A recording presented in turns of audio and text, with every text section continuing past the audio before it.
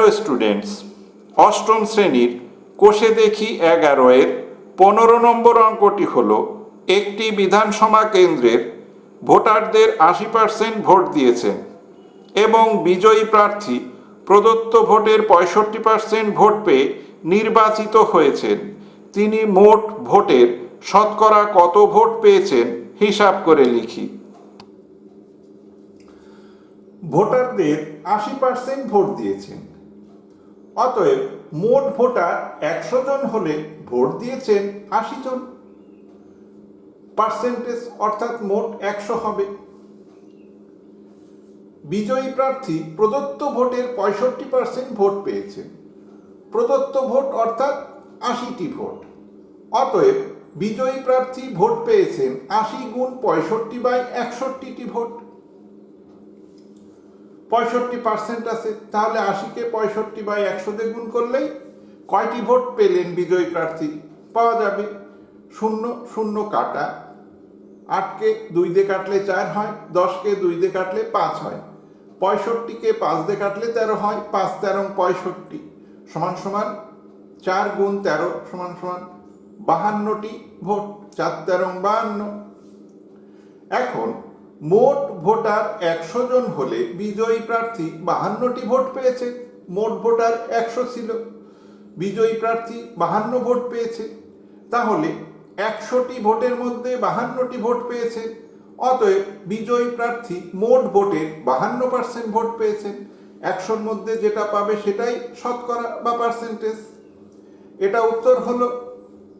16 নম্বর অঙ্কটি হলো এই বছরে নন্দলাল উচ্চ মাধ্যমিক বিদ্যালয়ের পরীক্ষার্থীদের 85% বাংলায়, 70% অঙ্কে এবং 65% উভয় বিষয়ে A+ পেয়েছে। পরীক্ষার্থীর সংখ্যা যদি 120 জন হয়, তবে হিসাব করে দেখি কতজন পরীক্ষার্থী 1 উভয় বিষয়ে A+ পেয়েছে, 2 শুধু বাংলায় A+ পেয়েছে, 3 শুধু অঙ্কে A+ পেয়েছে, 4 উভয় বিষয়ে A+ পায়নি। বাংলায় A+ পেয়েছে 85%, অঙ্কে A+ পেয়েছে 70%, উভয় বিষয়ে A+ পেয়েছে 65%। এখানে উভয় বিষয়ে অর্থাৎ বাংলা এবং অঙ্ক দু বিষয়ে। তাহলে এই 65% বাংলার এই 85%-এর মধ্যেও আছে এবং অঙ্কের এই 70%-এর মধ্যেও আছে। অতএব শুধু বাংলায় A+ পেয়েছে 85 বিয়োগ 65 সমান সমান 20%। এই 20% অঙ্কে A+ পায়নি এবং শুধু অঙ্কে A+ পেয়েছে 70 বিয়োগ 65 সমান সমান 5%। এই 5% আবার বাংলায় A+ পায়নি। তাহলে বাংলায় অথবা অঙ্কে অথবা উভয় বিষয়ে অর্থাৎ কোনো না কোনো বিষয়ে A+ পেয়েছে এই 20%, এই 5% এবং উভয় বিষয়ের 65%, ওইগুলো যোগ হবে, অর্থাৎ 20 যোগ 5 যোগ 65%। আমরা যোগ করে পাই 5 আর 5 10 0, হাতে 1, 6 আর 1 7 আর 2 9, 90%। অর্থাৎ এই 90% হয় বাংলায় অথবা অঙ্কে অথবা উভয় বিষয়ে A+ পেয়েছে। এবং পার্সেন্টেজ অর্থাৎ মোট 100 জন উভয় বিষয়ে A+ পায়নি। এই 90 জন 100 জনের থেকে বাদ যাবে, পার্সেন্টেজ আসে, মোট 100 জন হবে। 100 বিয়োগ 90% সমান সমান 10%। অর্থাৎ অঙ্কে এবং বাংলায় A+ পায়নি 10%। এখানে পরীক্ষার্থীর সংখ্যা 120 জন, অতএব 1 নম্বর উভয় বিষয়ে A+ পেয়েছে, মোট ছিল 120 জন, উভয় বিষয়ে A+ পেয়েছিল 65%। আমরা আগেই দেখেছি উভয় বিষয়ে 65% A+ পেয়েছে। পার্সেন্টেজের জন্য 100 দিয়ে ভাগ যোগ, অর্থাৎ 120 গুণ 65/100 জন, 0 0 কাটা, 65কে 5 দিয়ে কাটলে 13, 5 13 65, 10কে 5 দিয়ে কাটলে 2, 5 গুণ 10, আবার 12কে 2 দিয়ে কাটলে 6 সমান সমান 6 13 78 জন।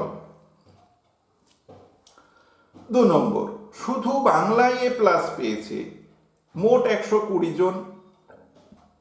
বাংলায় এ প্লাস পেয়েছিল 20%, তাহলে 120 গুণ 20/100 জন, 0 0 কাটা 0 0 কাটা রইল 12 গুণি 24 সমান সমান 24 জন। শুধু অঙ্কে এ প্লাস পেয়েছে মোট 120 জন। অঙ্কে এ প্লাস পেয়েছিল 5%, তাহলে 120 গুণ 5/100 জন, 0 0 কাটা, 5 দিয়ে 10কে কাটলে 2, 5 গুণ 10, 2 দিয়ে 12কে কাটলে 6, 6 গুণ 12 সমান সমান 6 জন। এবং 4 নম্বর, উভয় বিষয়ে এ প্লাস পাইনি। উভয় বিষয়ে এ প্লাস পাইনি 10%, মোট 120 জন, তাহলে 120 গুণ 10/100 জন, 0 0 কাটা 0 0 কাটা সমান সমান 12কে 12 জন, তাহলে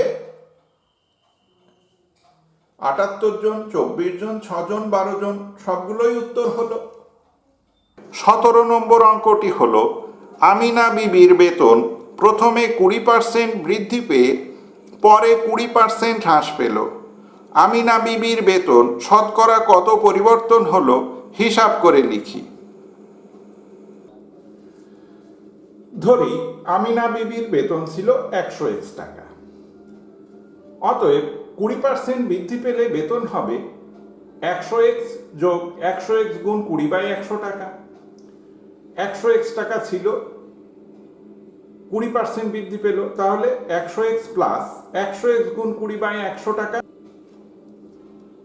0 0 0 0 কাটা সমান সমান 100x যোগ 20x সমান সমান 120x টাকা।